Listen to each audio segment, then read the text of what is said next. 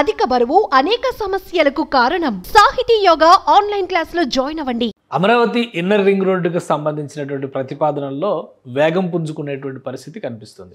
ఆంధ్రప్రదేశ్ ప్రభుత్వం తీసుకున్నటువంటి కొన్ని కీలకమైన నిర్ణయాలు గత 5 ఏళ్లుగా అమరావతి ఇన్నర్ రింగ్ రోడ్డు కావచ్చు, ఔటర్ రింగ్ రోడ్డు కావచ్చు, అన్నీ కూడా పూర్తిగా అసలు అమరావతి నగర నిర్మాణమే అటకెక్కినటువంటి పరిస్థితి. ఇప్పుడు మారినటువంటి ఈక్వేషన్స్లో ఒకవైపు వెస్ట్ బైపాస్ నిర్మాణం జరుగుతుంది, మరోవైపు ఔటర్ రింగ్ రోడ్డుకి క్లియరెన్స్ ఇచ్చారు.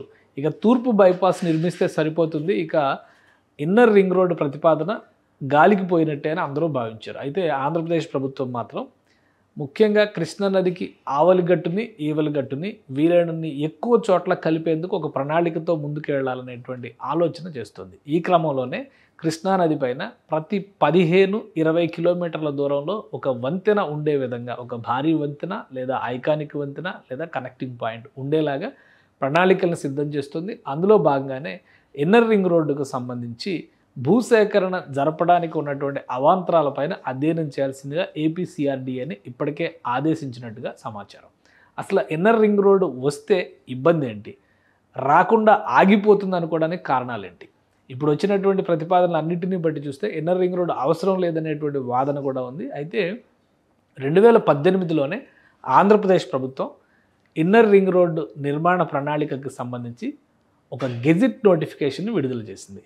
జగన్మోహన్ రెడ్డి ప్రభుత్వం ఇన్నర్ రింగ్ రోడ్డు విషయంలో ఇన్సైడర్ ట్రేడింగ్ జరిగిందనేటువంటి నెపంతో నిర్మాణ ప్రణాళికని జాప్యం చేశారు, కానీ ఈ గెజిట్ నోటిఫికేషన్ ఎక్కడా కూడా రద్దు చేసినటువంటి దాఖలాలు లేవు.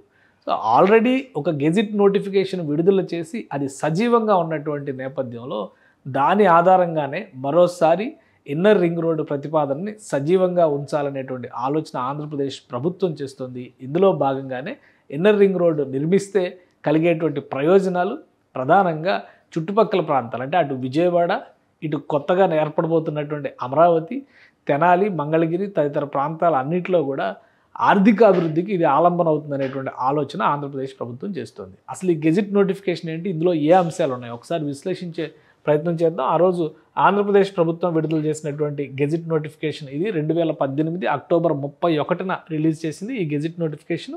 దీనిలో చాలా స్పష్టంగా ఇన్నర్ రింగ్ రోడ్డుకి సంబంధించినటువంటి ప్రణాళిక, confirmation of draft inner ring road.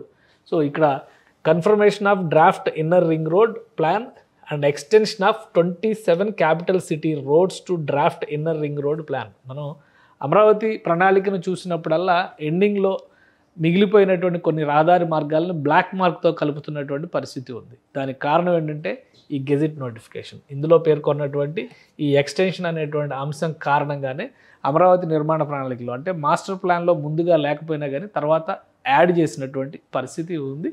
So అన్ని అంశాలను దృష్టిలో పెట్టుకొని ఇందులో కొన్నిటిని భాగస్వామ్యం చేసింది రాష్ట్ర ప్రభుత్వం. అలానే దీనికి సంబంధించి ఇది ఒక సమగ్రమైనటువంటి గెజిట్ నోటిఫికేషన్, ఎందుకంటే ఇందులో జోనల్ వైజ్గా డెవలప్మెంట్కి సంబంధించి ఇన్నర్ రింగ్ రోడ్డు సైజుతో సహా మొత్తాన్ని ఇందులో ఎక్స్ప్లెయిన్ చేసి APCRDA has intended to develop inner ring road for the capital region for providing is of access to the citizens of capital city and surrounding cities for reaching the regional road network. Accordingly, the alignment of draft IRR and extension of 27 capital city roads, ఇది కూడా చాలా important, 27 capital city roads to draft IRR was prepared after thoroughly examining the alternative alignment options. The above said alignment was approved in 8th authority meeting of APCRDA held on 8th 2nd 2017.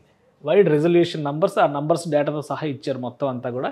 So వీటి ఫలితంగానే inner ring road ఇంకా సజీవంగా ఉంది. అమరావతి ప్రణాళికలో కూడా extension of 27 roads అనేది చాలా క్లియర్గా కనిపిస్తుంది. ఒకసారి అది కూడా మనం పరిశీలించేటువంటి ప్రయత్నం చేద్దాం. ఎక్స్టెన్షన్ ఆఫ్ రోడ్స్ అనేటువంటి పాయింట్ ఎక్కడ ఉంది అమరావతి మ్యాప్కి సంబంధించి ఒకసారి ఈ మ్యాప్ను మనం పరిశీలించి చూస్తే కనుక ఇది అమరావతి నగర ప్రణాళికకి సంబంధించినటువంటి మాస్టర్ ప్లాన్ ప్లస్ రోడ్స్ నెట్వర్క్కి సంబంధించినటువంటి సమగ్రమైన మ్యాప్.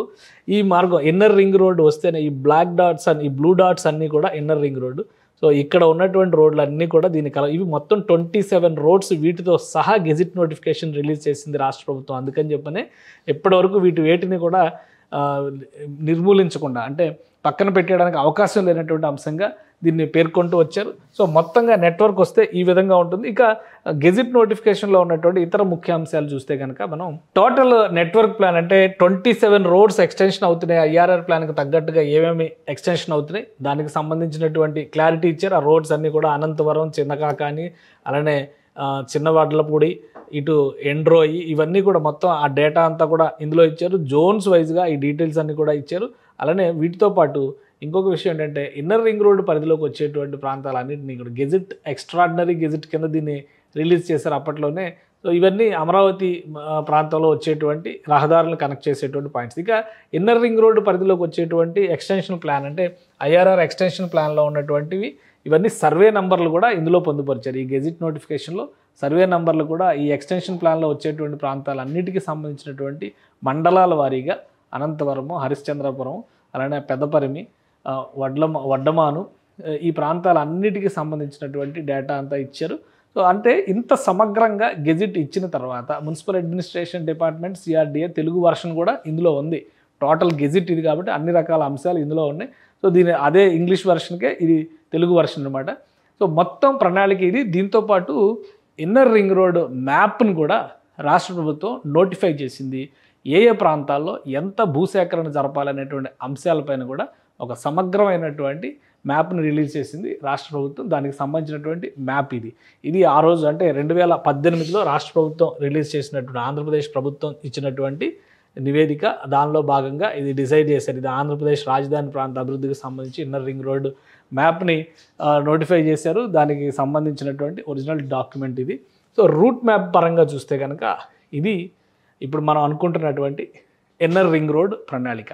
ఈ నిర్మాణం జరిగితే ఆంధ్రప్రదేశ్లో ప్రధానంగా రాజధాని ప్రాంతంలో రోడ్స్ నెట్వర్క్ ఇదంతా కూడా క్యాపిటల్ సిటీ ఏరియా కిందకు వచ్చేటువంటి ప్రాంతం. ఈ క్యాపిటల్ సిటీ నెట్వర్క్ని ఇన్నర్ రింగ్ రోడ్ని దృష్టిలో పెట్టుకుని మళ్ళీ దాన్ని ఈ రింగ్ రోడ్ ద్వారా ఇతర ప్రాంతాలతో కలిపేటువంటి ప్రణాళిక. ఇదంతా కూడా ఎక్స్టెన్షన్ వర్క్ కింద మనం చూడాల్సి ఉంటుంది. ఇది ఎక్స్టెన్షన్ వర్క్, ఇది కూడా ఎక్స్టెన్షన్ వర్క్. సో మొత్తం మ్యాప్ పరంగా చూసినప్పుడు ప్రతిదీ కూడా 75 మీటర్ల వెడల్పు కలిగినటువంటి రహదారి వ్యవస్థ. ఇది 75 మీటర్ల వెడల్పు ఉంటుంది. మొత్తంగా 96 కిలోమీటర్ల డిస్టెన్స్తో నిర్మాణం చేసేటువంటి ప్రణాళిక. బహుశా అప్పట్లో కనుక నిర్మాణం మొదలుపెట్టి ఉంటే మొత్తం కలిపి 6 నుంచి 7,000 కోట్ల రూపాయలతో ఈ నిర్మాణం పూర్తయిపోయి ఉండేది.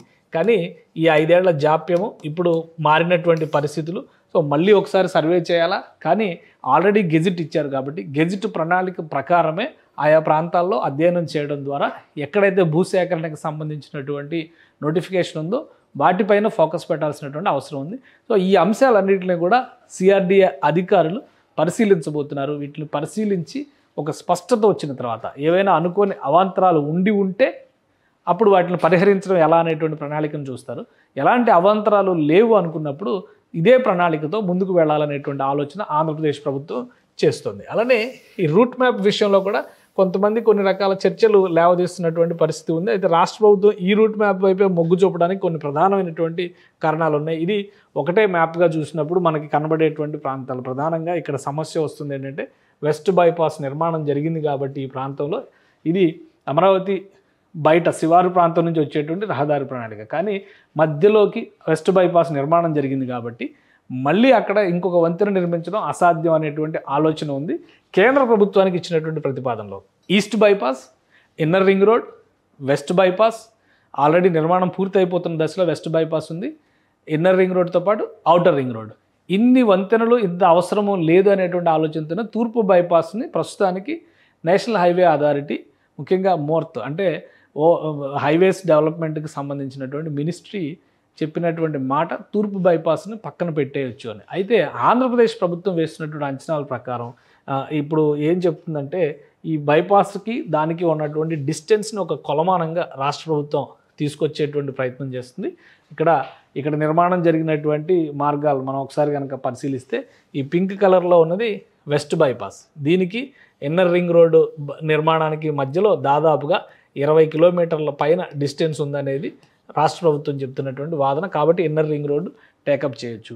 ఇటువైపు చూసేటువంటి క్రమంలో ఇక్కడ జరుగుతున్నది అంటే ఇక్కడ ఔటర్ రింగ్ రోడ్డుకి సంబంధించినటువంటి మార్గాలు ఇవైతే ఇన్నర్ రింగ్ రోడ్ వస్తే ఈ పరిధిలో వస్తుంది. ఇక్కడ ఈస్ట్ బైపాస్ని కనుక నిర్మిస్తే ఈ బ్లాక్ డాట్స్లో ఉన్నదంతా కూడా ఈస్ట్ బైపాస్. సో దీనికి మధ్య కూడా దాదాపు 15 కిలోమీటర్ల డిస్టెన్స్ ఉంటుంది. కాబట్టి ఈ నిర్మాణం అవసరమే అనేటువంటి ప్రతిపాదనని రాష్ట్ర ప్రభుత్వం చాలా బలంగా కేంద్ర ప్రభుత్వం ముందర ఉంచింది. ఒకవేళ కేంద్ర ప్రభుత్వం కనుక ఈ వాదనల్ని అంగీకరిస్తే కేంద్ర ప్రభుత్వ నిధులతోనే నిర్మాణం జరిగేటువంటి అవకాశం ఉంటుంది. లేని పక్షంలో ప్రైవేటు భాగస్వామ్యంతో నిర్మించేటువంటి ఆలోచన కూడా ఆంధ్రప్రదేశ్ ప్రభుత్వం చేస్తుంది.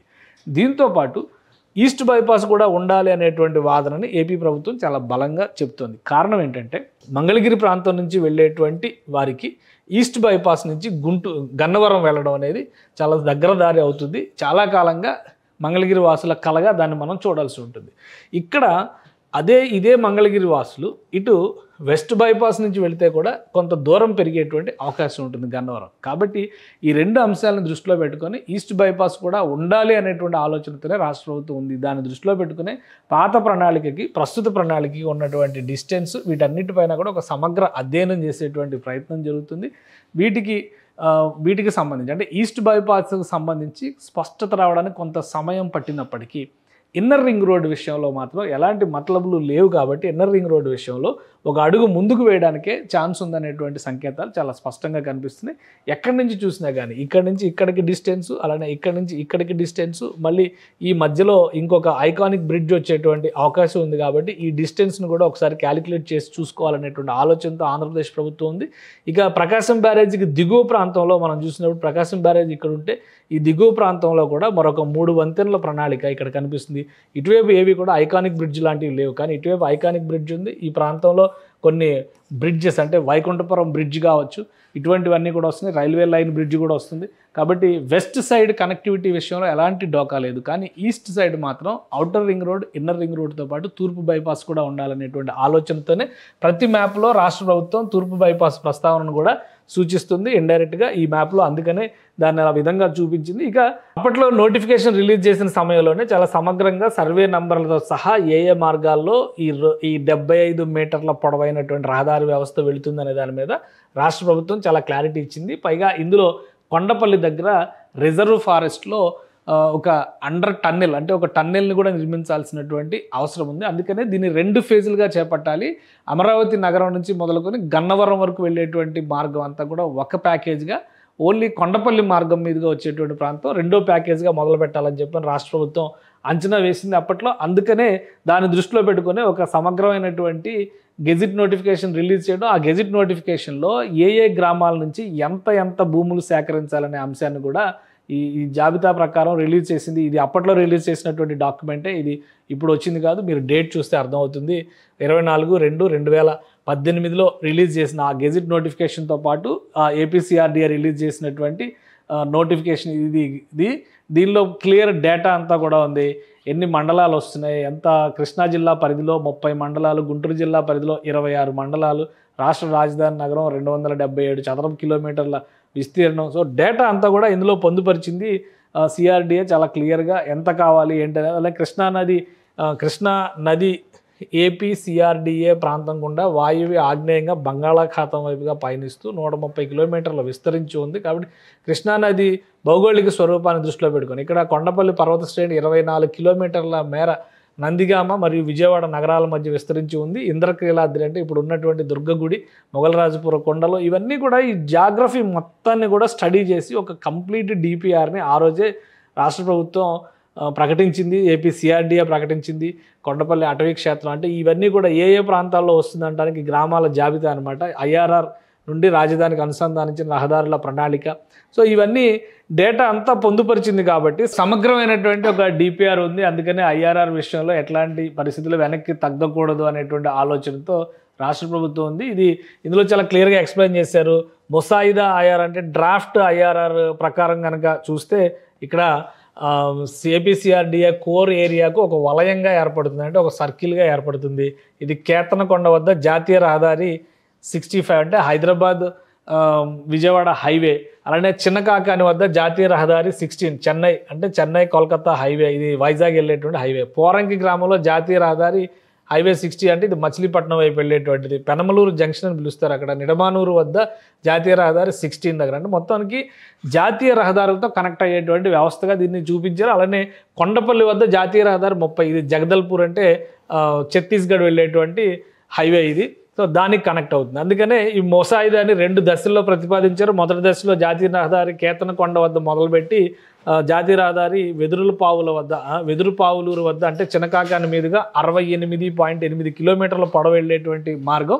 ఇక రెండో దశ ఏంటంటే జాతీయ రహదారి 16 బైపాస్ నుంచి వెదురుపావుల వద్ద నుంచి మొదలుపెట్టి జాతీయ రహదారి 65 కేతనకొండ వద్ద కలిసేదంటే కొండపల్లి మీదుగా 28 కిలోమీటర్ల పొడవు. ఇక్కడే ఒక టన్నెల్ కూడా, ఒక భారీ టన్నెల్ కూడా ఏర్పాటు చేయాల్సినటువంటి పరిస్థితి వస్తుంది. కాబట్టి దీనికి ఎక్కువ సమయం పడుతుంది. అందుకని సెకండ్ ప్యాకేజ్ని తర్వాత తీసుకున్నా కానీ ఫస్ట్ ప్యాకేజీని మాత్రం మొదటి దశలోనే టేకప్ చేయాలి. ఫస్ట్ ఆ విధంగా దీని volume, turning movement, origin destination, axle load survey ఇవన్నీ చాలా డీటెయిల్గా ఉన్నటువంటి నివేదిక ఇది. ఇందులో ఇంకా చాలా అంశాలను కూడా పొందుపరిచారు.